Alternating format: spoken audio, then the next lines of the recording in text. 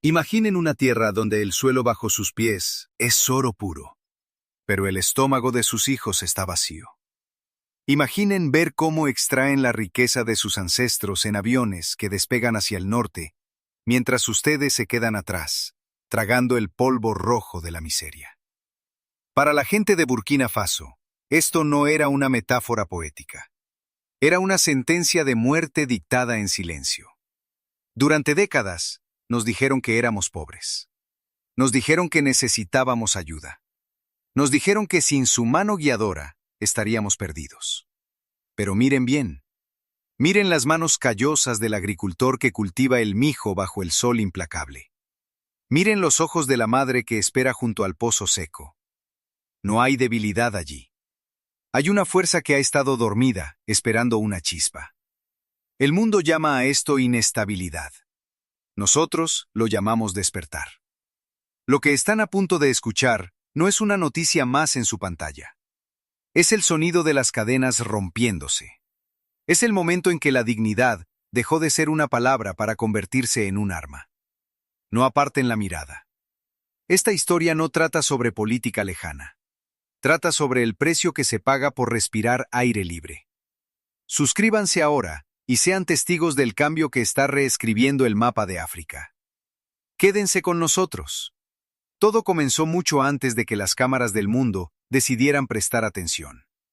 Desde el año 2015, una sombra larga y fría se había extendido sobre el Sahel. No era una oscuridad natural.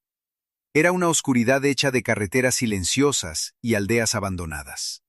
La tierra, esa tierra roja y antigua que había alimentado a generaciones, había bebido demasiada sangre inocente. Pero de esa sangre no brotaba libertad, solo miedo. Imaginen un territorio donde el 40% del suelo ya no pertenece al Estado. Escuelas donde las pizarras están cubiertas de polvo porque los maestros huyeron para salvar sus vidas. Hospitales sin médicos. Mercados sin grano. El terror tenía muchas caras. Pero la respuesta del gobierno anterior tenía una sola: la indiferencia. Mientras en las oficinas con aire acondicionado de la capital se firmaban acuerdos de seguridad con potencias extranjeras, en el norte, los soldados enviaban mensajes desesperados. «Tenemos hambre», decían. «No tenemos munición», gritaban al viento. «Nos envían a luchar contra fantasmas con rifles de hace 30 años». Fue una tragedia de negligencia calculada. Los registros muestran una nación rica en espíritu dorado, pero desangrándose por 1000 cortes, mientras el mundo observaba desde la distancia, preocupado más por los precios del uranio y el oro que por las vidas humanas. Más de 2 millones de personas fueron desplazadas dentro de sus propias fronteras. Piensen en ese número: 2 millones. Eso es 1 de cada 10 ciudadanos forzados a meter sus sueños en una bolsa de plástico y caminar hacia lo desconocido. La panadería que había servido a una comunidad durante 40 años, ahora tiene tablas en las ventanas. El letrero sobre la puerta todavía dice: «Nos vemos mañana». Pero el mañana nunca llegó para los miles que perecieron en el silencio de la sabana. Este era el paisaje de desesperación que saludaba cada mañana a los hombres en el frente. Veían la brecha inmensa entre los informes oficiales y la realidad sangrienta de las trincheras. Los registros en la capital hablaban de progreso, de cooperación internacional, de paciencia. Pero los cementerios en el norte hablaban de una verdad diferente. El punto de quiebre, el momento en que la paciencia se convirtió en ceniza, ocurrió a finales de septiembre del año 2022. Gasquindé. Recuerden ese nombre. Gasquindé.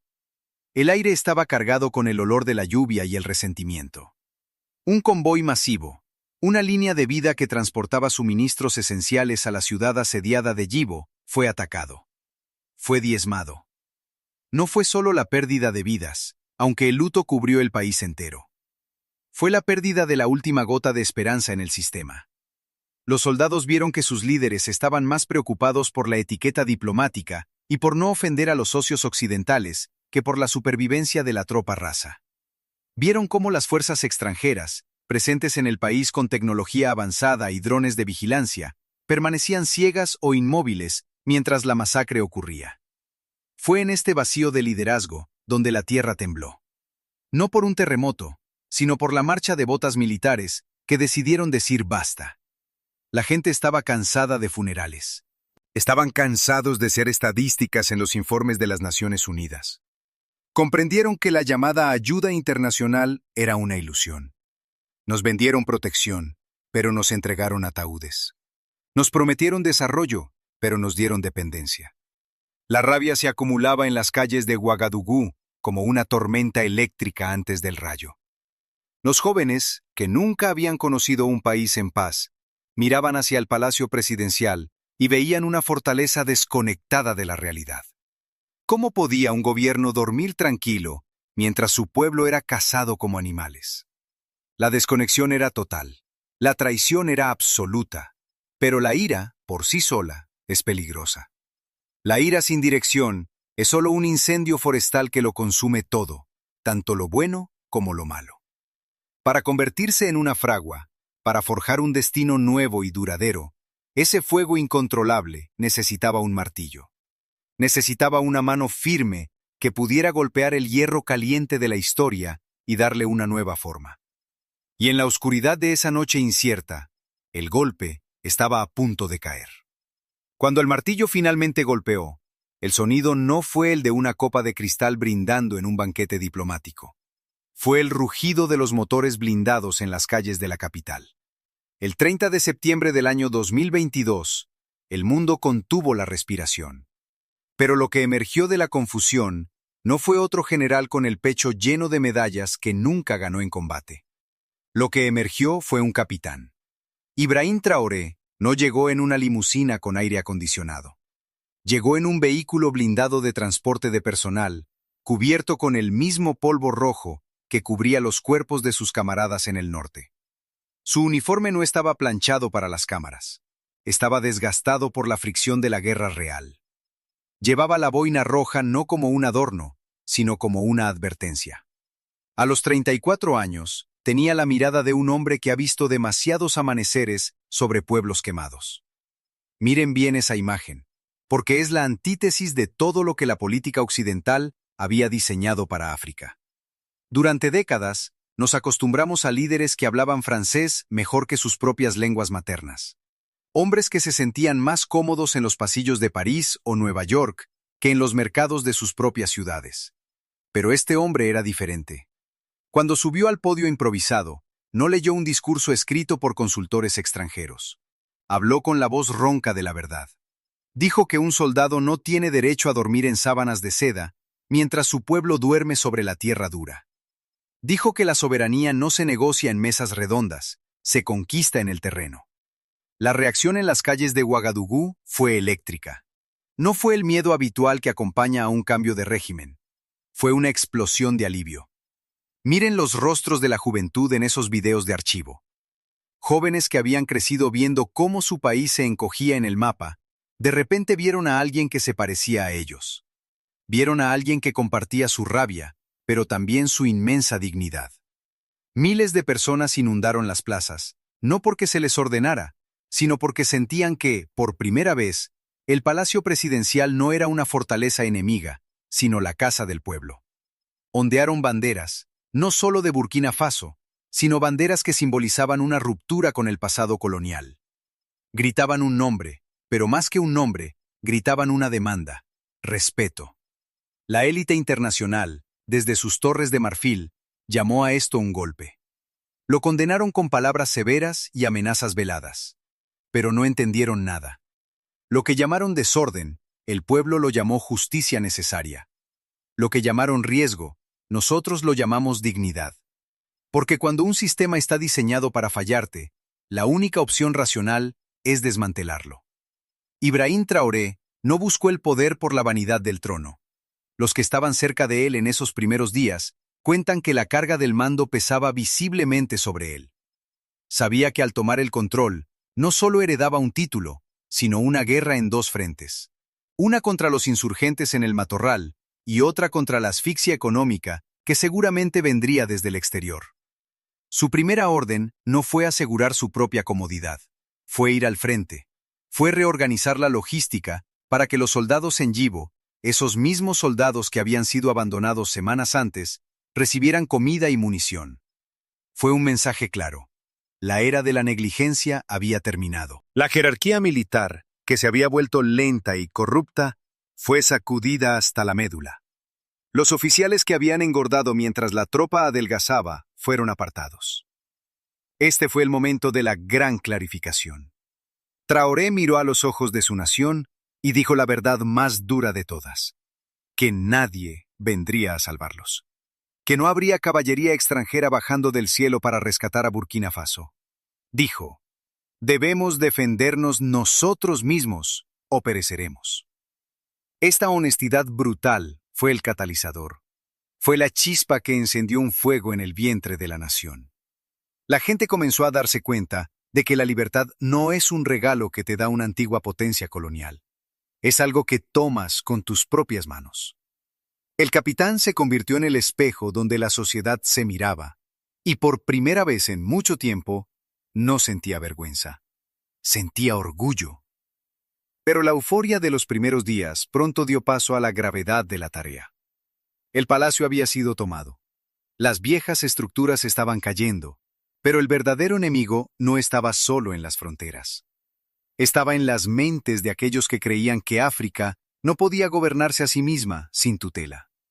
Estaba en la duda sembrada durante un siglo de subyugación. El joven capitán se paró frente a un mapa del Sahel, trazando con el dedo las líneas de suministro que habían sido cortadas. Sabía que la victoria militar era imposible sin una victoria mental. Sabía que tenía que convencer a 20 millones de personas de que eran capaces de lo imposible. El palacio era suyo, pero la verdadera guerra, la guerra por la mente y el alma de la nación, apenas estaba comenzando. Para un soldado, la victoria se mide a menudo en el silencio de las armas enemigas. Pero para un padre de familia, la victoria se mide en el peso del saco de arroz en la esquina de la cocina. Ibrahim Traoré comprendió rápidamente una verdad fundamental que muchos líderes ignoran. Una nación que no puede alimentarse a sí misma nunca será verdaderamente libre. Si dependes del trigo que llega en barcos desde otro continente, tu soberanía es solo una palabra prestada, sujeta a los caprichos de los precios globales y la caridad extranjera.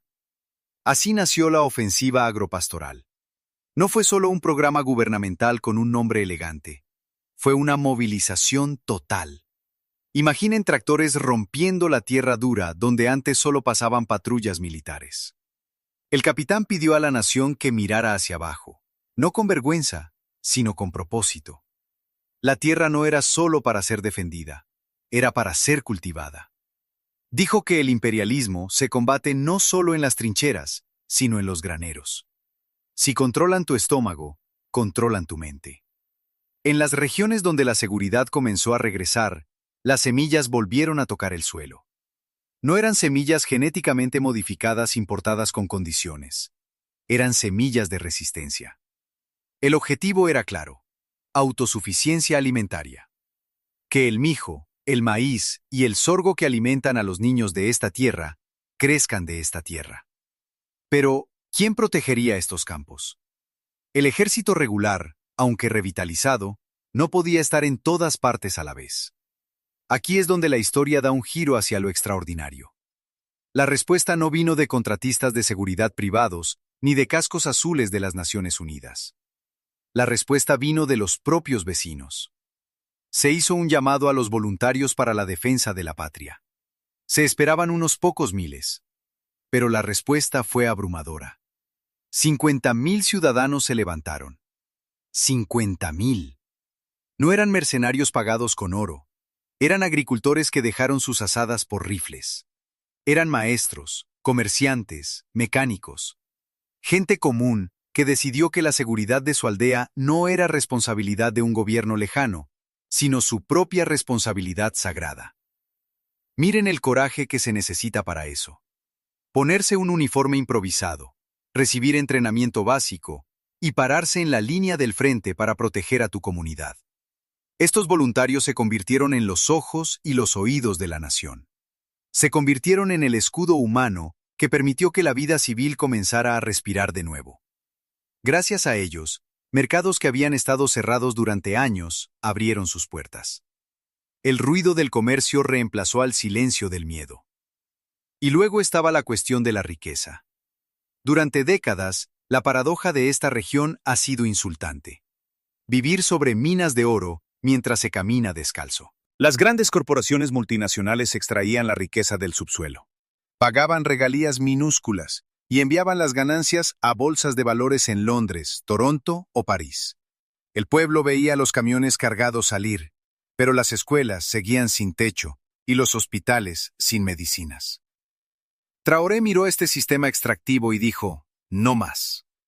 Se revisaron los códigos mineros. Se cuestionó la lógica colonial que decía que el inversor extranjero tiene más derechos que el dueño de la tierra. El oro de Burkina Faso debe servir primero a los hijos de esta tierra. No es caridad pedir lo que es tuyo, es justicia. Se estableció una refinería nacional, un símbolo potente de que el valor añadido se quedaría en casa. Pregúntense ustedes mismos, donde quiera que estén escuchando esto, si su jardín diera frutos que alimentaran a todo el vecindario, pero sus propios hijos se fueran a la cama con hambre, ¿no cerrarían la puerta con llave? ¿No exigirían un cambio? Eso no es radicalismo, es la ley básica de la supervivencia. El impacto de estas decisiones se sintió en cada rincón. La economía, que se predecía colapsaría bajo la presión, mostró una resiliencia sorprendente. ¿Por qué? Porque se basaba en la realidad, no en la especulación financiera. Se basaba en la producción real, en el trabajo real, en recursos reales. La dignidad comenzó a regresar, no como un concepto abstracto, sino como la capacidad de mirar al futuro sin tener que pedir permiso. Sin embargo, cada acto de independencia tiene un precio. Al reclamar su oro, al armar a su pueblo y al cultivar su propia comida, el joven capitán no solo estaba salvando a su país, estaba desafiando un orden económico mundial que prefiere a África de rodillas y con la mano extendida. Estaban plantando semillas de soberanía en la tierra roja y fértil, cuidándolas con sudor y sangre. Pero mientras esas raíces se fortalecían, el cielo sobre sus cabezas comenzaba a oscurecerse, no con lluvia, sino con nubes diplomáticas cargadas de una tormenta que se gestaba en el oeste. Dicen que cuando un hombre decide dejar de ser un mendigo para convertirse en un dueño, sus antiguos benefactores no aplauden su progreso, más bien, cuentan sus pérdidas. La reacción de las potencias occidentales y los bloques regionales ante el ascenso de la soberanía en el Sahel fue tan previsible como una marea, pero mucho más fría. En las capitales extranjeras, donde durante décadas se diseñaron políticas para África como si fuera un tablero de ajedrez, el pánico comenzó a filtrarse por las grietas de la diplomacia. ¿Por qué este miedo? No era porque un pequeño país sin salida al mar hubiera desarrollado armas de destrucción masiva. El temor radicaba en algo mucho más peligroso para el statu quo: el ejemplo. Si una nación podía expulsar a las fuerzas militares que no lograban traer la paz, si podía rechazar la ayuda que solo generaba deuda, y si podía decidir que su riqueza mineral pertenecía a su pueblo, entonces el contrato colonial entero estaba en peligro de romperse. Las sanciones no tardaron en llegar. Se congelaron cuentas, se cerraron fronteras y se retiraron invitaciones a banquetes diplomáticos. Los medios de comunicación globales, que a menudo ignoran el sufrimiento de esta región, de repente encontraron un interés obsesivo en calificar a la nueva administración como un elemento desestabilizador. Intentaron pintar a Ibrahim Traoré como un joven oficial impulsivo, ignorando deliberadamente que su fuerza no provenía de un impulso, sino de la voluntad de millones que habían decidido no vivir más de rodillas. Pero la presión externa produjo un efecto que los estrategas del oeste no previeron. En lugar de fragmentarse, las naciones del Sahel se unieron. Surgió la Alianza de Estados del Sahel, una unión de Mali, Níger y Burkina Faso. Un bloque de resistencia que eligió la incertidumbre de la independencia sobre la comodidad de una jaula de oro. Fue un momento de claridad geopolítica. La arquitectura de influencia que Europa había mantenido durante un siglo comenzó a desmoronarse bajo el peso de su propia hipocresía. Preguntaron por el costo de la independencia, pero nunca se preguntaron por el costo de la servidumbre. Cuestionaron la legitimidad de un líder que camina con su pueblo, mientras estrechaban la mano de tiranos que servían a sus intereses comerciales. Pero en las calles de la región, la narrativa ya no les pertenecía. El mito de la indispensabilidad occidental había muerto. Pensaron que el aislamiento los rompería. Olvidaron que los diamantes solo se forman bajo una presión aplastante. Pensaron que sin sus consejos, la nación se perdería en el caos. Pero lo que encontraron fue un pueblo que redescubrió su brújula interna. La tormenta del oeste soplaba fuerte, cargada de ultimátums económicos y amenazas veladas. Pero la raíz de la soberanía ya se había hundido profundamente en la Tierra Roja. La vieja guardia del orden mundial observaba con incredulidad, dándose cuenta de que el tiempo de los dictados extranjeros estaba llegando a su fin. El camino que queda por delante no es una alfombra roja extendida hacia la gloria, sino un sendero estrecho, tallado en la roca de la determinación. Ibrahim Traoré sabe, y su pueblo con él, que la verdadera libertad no es un destino al que se llega y se descansa, sino un estado de vigilancia perpetua. Los riesgos son reales, y las sombras del sabotaje siguen acechando en los bordes del mapa. Pero lo que ha cambiado para siempre no es solo la cantidad de territorio recuperado, sino la calidad del alma nacional que lo habita. Miren el horizonte de la sabana. Lo que vemos no es solo el fin de una guerra, sino el comienzo de una construcción monumental. El escenario futuro de Burkina Faso se está forjando en la unión de la valentía antigua y la precisión moderna. La visión de una industria nacional, donde las herramientas para defender la tierra sean forjadas por manos locales en los hornos de Ouagadougou, ya no es un sueño febril, sino una hoja de ruta técnica y política. Se está creando una élite de ingenieros, agricultores y soldados que no buscan la validación en capitales extranjeras, sino en la prosperidad de sus propias aldeas. Esta es la larga cosecha de la dignidad. Es el entendimiento de que es preferible caminar descalzo, pero con la cabeza en alto, que calzar botas de seda mientras se arrastran cadenas invisibles. La ruta hacia la seguridad total y la prosperidad económica será larga. Pero por primera vez en un siglo, el ritmo de la marcha lo marca el latido del corazón africano. El mensaje para el resto del continente es vibrante y claro. El miedo ha cambiado de bando. La unidad con los estados vecinos ha creado un muro de contención contra los intereses que prefieren un Sahel fragmentado y débil.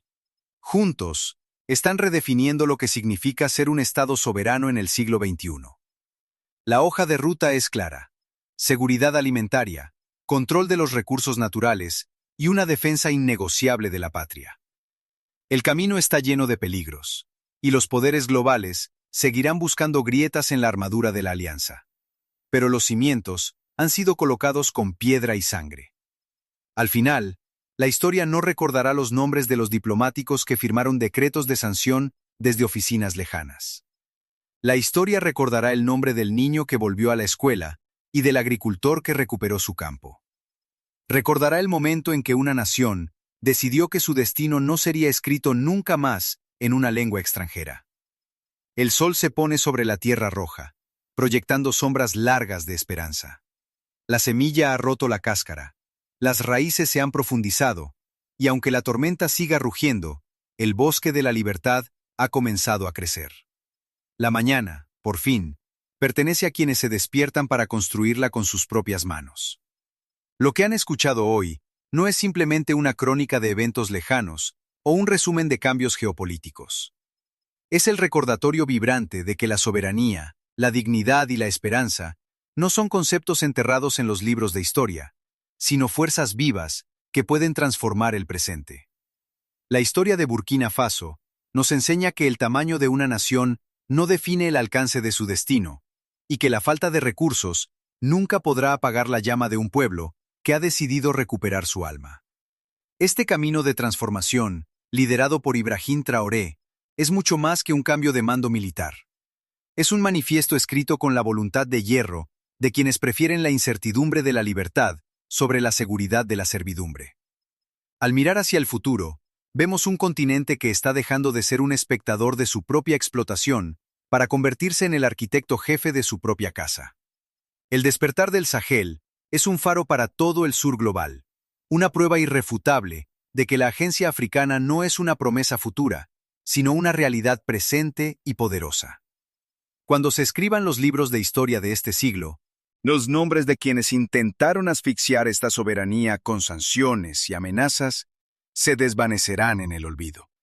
En cambio, permanecerá la memoria de los pueblos que se atrevieron a soñar y a construir. Permanecerá el legado de un Burkina Faso que se negó a romperse ante la presión externa y que eligió el camino del honor. ¿Qué harían ustedes en una situación así?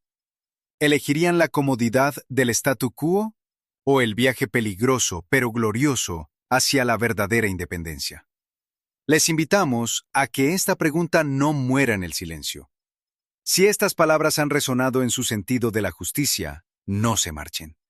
Suscríbanse para unirse a este espacio donde las voces de la independencia son honradas. Y compartan este relato para que el mundo sepa que África está de pie. Porque al final del día, 1000 soldados pueden guardar una frontera, pero 1 millón de corazones despiertos son los que guardan una revolución. El cielo está despejado. Los guardianes están atentos. Y por primera vez en mucho tiempo, la mañana pertenece por completo a aquellos que se despiertan decididos a construirla con su propio sudor y su propia verdad.